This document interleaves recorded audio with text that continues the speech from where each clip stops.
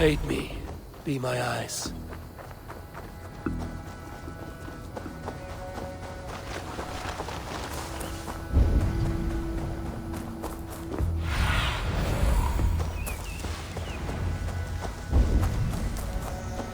Pearson? Stand down! Ready your weapon, or accept your fate as a feast for bears. This is one Saxon you won't kill today.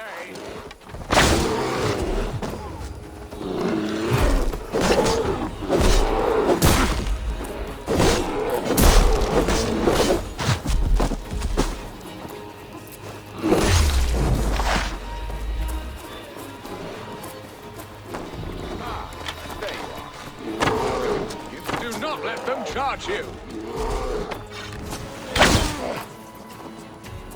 Well fought, friend. I would not have survived this ambush without you.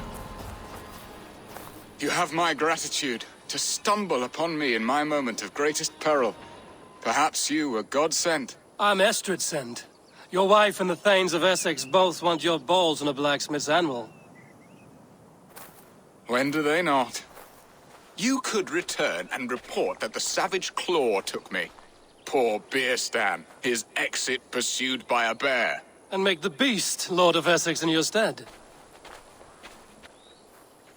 No doubt my Estrid would prefer his velvet paws to my calloused hands. So, who are you? A sellsword?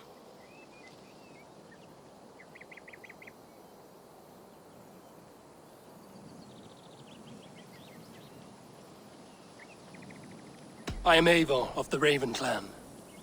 You hinted at an alliance for the loan of my unique talents. Blood, yes. Let us return to Colchester at once, and we'll speak more of the delicate matter on my mind. I'm glad you answered my summons. I did not expect such a skilled fighter. It's good I came when I did. You lost many men on this hunt.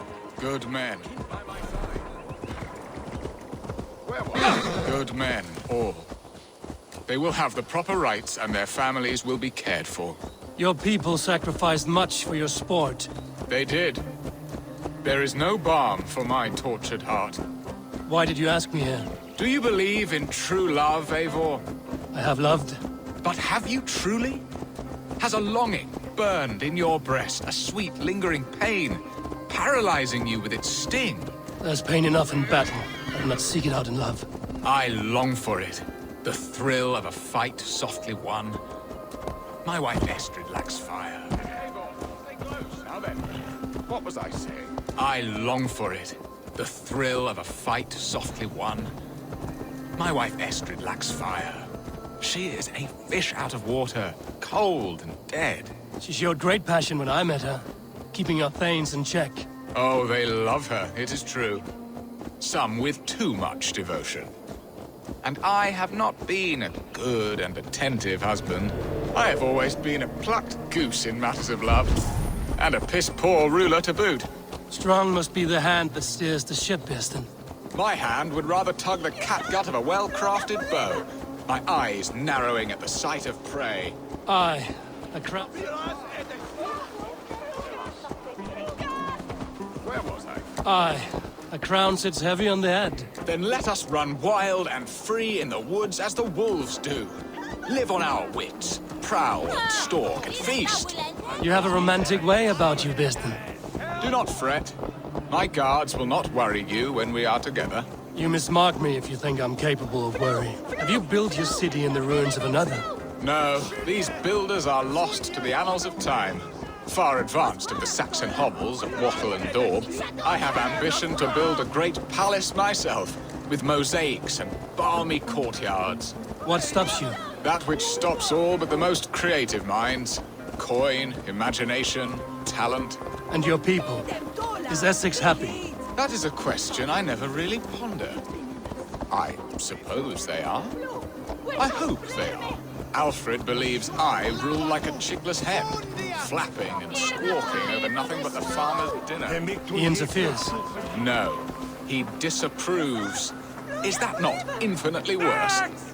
But look, we are nearing my hall. I must face the wolves at my door.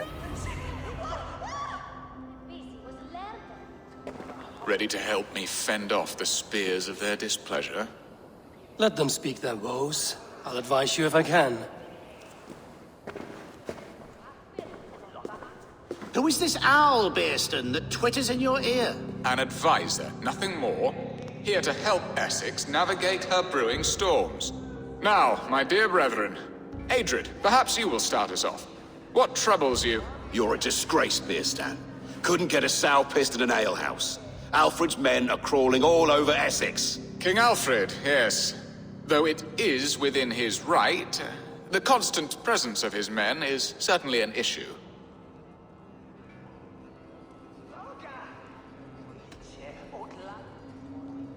Alfred will get bored soon enough. He has bigger pikes to bake than are to be found in this stolid backwater. Alfred's forces are only here because of Estrid's failed kidnap. Now that she is safe, they will soon be gone. And you, Wyatt, what do you say? Your preparations for the Lammas Festival. How can you think of spending so much coin when your people are starving?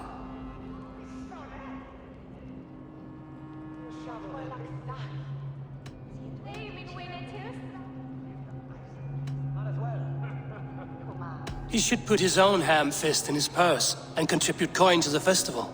Yes, you worry about the cost of such a festival, one that thanks God for our great harvest. Contribute your own coin, then. And Aldrich, do you yap like a she-hound as Adred does? You know my thoughts, Bearston. The feared. How can we give men to Alfred for his wars when our harvest suffers day by day?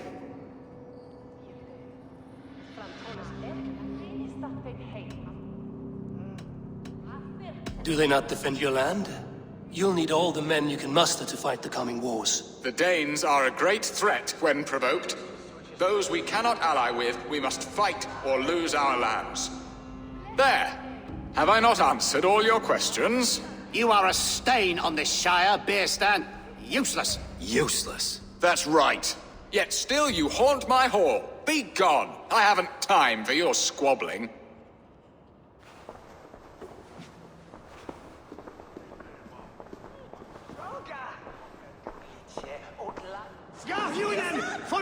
That ceased their prattling. A fine outcome, Abel. The very soul of balance. A firm hand is all you need, Bearston. Whether on your hunting bow or on your helm. All this talk of hunting makes me long for the woods. Your wife awaits, Bearston.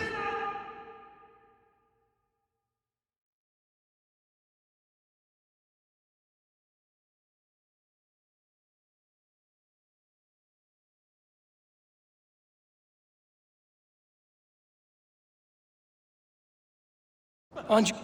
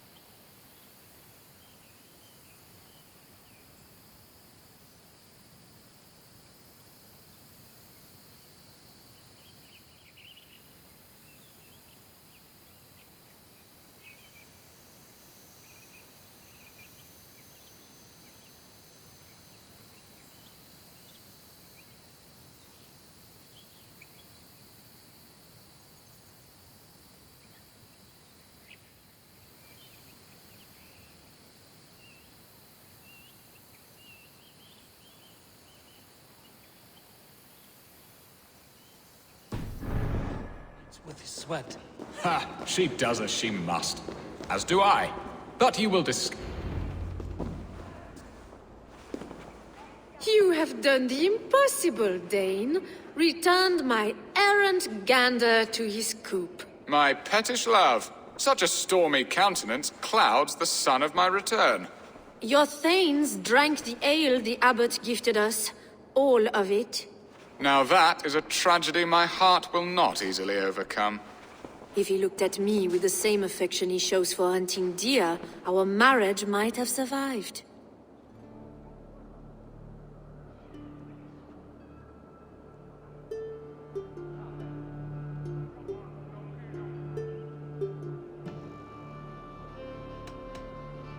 So, what do you need of me? Our affairs are more of heart than of state, Eivor. What little passion there was between us faded into bickering long ago. We would have our freedom, Eivor. I from my wife, and my wife from Essex. I'm too sharp a weapon for so soft a task. Why not part and be done with it? Oh, were I a Dane, and divorce as simple as a slit throat. But it's not so easy as that.